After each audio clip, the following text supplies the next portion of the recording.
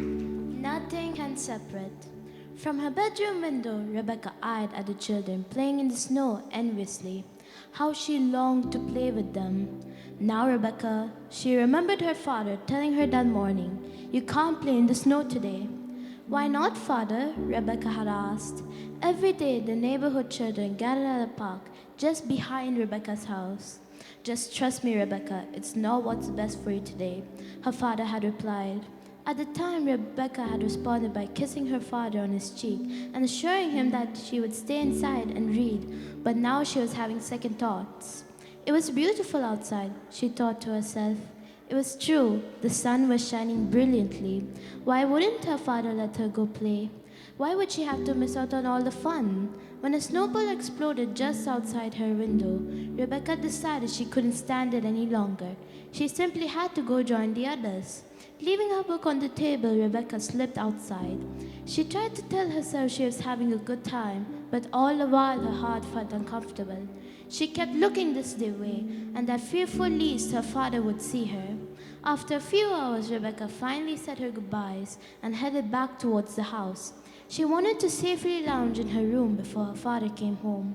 Intent on getting to her room as fast as possible, Rebecca didn't see the mitten someone had left on the stairs until her foot slipped on it. Next thing she knew, she had fallen several stairs. To her horror, she noticed that she hit her father's favorite picture when she fell. A huge gash ran along the front of the picture. Normally, Rebecca would have hurried immediately to her father after such a fall, so he could doctor her up and make her feel better. But not this time. How could she confront her father right now? She had disobeyed him and ruined his favorite picture. Biting her lips to keep her from crying, Rebecca grabbed the ruined picture and hobbled to her room. For the remainder of the day, she lay in agony, her body ached from the bruises she received on her fall. But her heart, that ached the worst of all. She felt certain that her father would no longer love her. She had messed up in the past, but surely this time she had gone too far. He would probably never want to speak to her again. How could he still love her? She sobbed uncontrollably on her pillow. She had always been close to her father. They had played and studied together. They had laughed and cried together, but not now. No, she felt certain all those wonderful times were now over. Who knows how long she would have lain in agony that had not her nanny come in to check on her. Rebecca's nanny had a way about her finding out exactly what was wrong, offering solid, wise counsel. Tonight was no exception. "Rebecca, dear," she said firmly but gently, "you have been very wrong, but you must not continue in your wrongness by sitting here. You must go to your father with the broken picture in your hand and tell him everything." "Oh, but I can't. I'm not worthy of his love," Rebecca sobbed. Her nanny sighed patiently. "You were no more worthy of it yesterday than today, child. Your father loves you dearly because you're his daughter, not because anything you do or don't do. Hasn't he told you every day since you were a little girl, 'I love you'? Do you really doubt his word? Do you really think his love depended on you? Doubt his word." That was an angle Rebecca never thought of before. Maybe she should go see her father. Yes, she must go see him, for if she didn't, she would never be able to rest.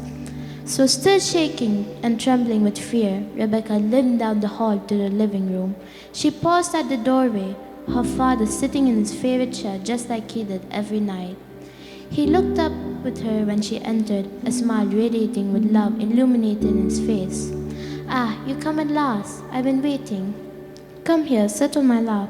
As he spoke, he opened his arms widely. Rebecca couldn't stand it any longer.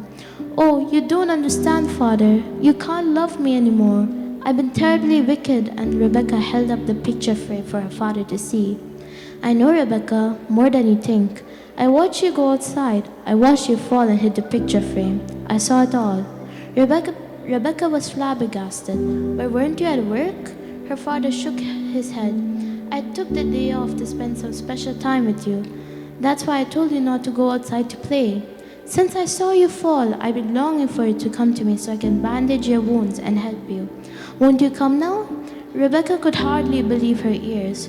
Her father had planned to spend the afternoon with her, and yet she missed it. Oh, what foolishness! Yet her father knew it all and loved her anyway. Could it be? But Father, how could you love me now? Rebecca's father smiled a smile she would never forget. Rebecca dear, I loved you before you were born. You're my daughter and I'll always love you. Although sometimes your actions will result in consequences you could have avoided, nothing can separate you from my love. Now won't you come and let me help you with those bruises? Who shall separate us from the love of Christ? Shall tribulation or distress or persecution or famine or nakedness or peril or sword?